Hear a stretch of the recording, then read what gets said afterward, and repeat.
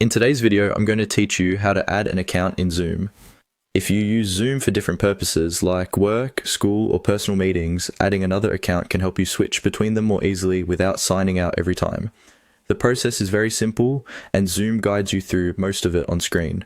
I'll walk you through exactly what to do so you can complete it smoothly.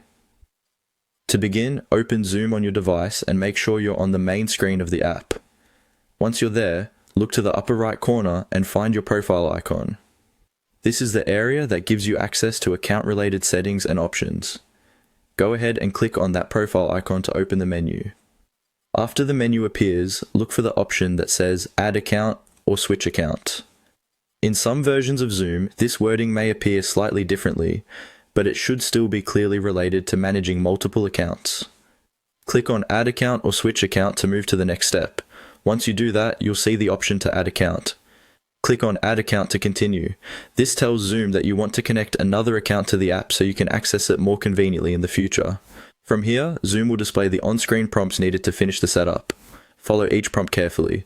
Depending on your device or Zoom version, you may be asked to sign in, confirm account details, or complete a verification step.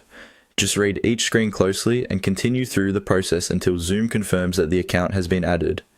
A helpful tip here is to take your time when reading the prompts, especially if you're adding an account for a different organization or workspace.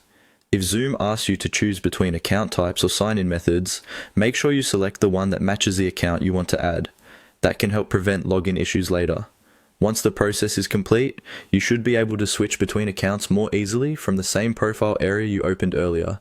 This can save time and make managing multiple Zoom accounts much more convenient. And that's it. That's how to add an account in Zoom.